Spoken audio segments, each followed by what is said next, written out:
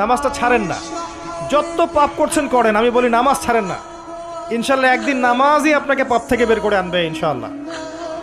আর শয়তান আপনাকে হতাশ করতে চাইবে, শয়তান আপনাকে হতাশ করতে চাইবে যে তুই তো গার্লফ্রেন্ডের সাথে কথা বললি, রাতের বেলা পর্ন দেখলি, তুই তো ফ্রি মিক্সিংয়ে আছিস, তুই মাদক দ্রব্য খাচ্ছিস, তুই কাজে ফাঁকি মারিস, তুই ট্যাক্স আদায় করিস নাই, দুর্নীতি করছিস, তুই আবার নামাজ পড়বি কেন? শয়তান আপনাকে এগুলো বোঝাবে কিন্তু যে নামাজ তো আমার শোভা পায় না, আমি তো অনেক পাপী মানুষ।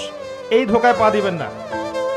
আপনি নামাজ কন্টিনিউ করতে থাকেন, ইনশাল্লাহ আল্লাহ পাক আপনাকে পাপ থেকে বের করে আনবেন ইনশাল্লাহ। ওই নামাজটা যদি ছেড়ে দেন তাহলে আর কোনো হাতিয়ার বাকি থাকবে না। আর আপনি যত পাপ করেন না কেন মায়ুস হবেন না, মন ছোট করবেন না।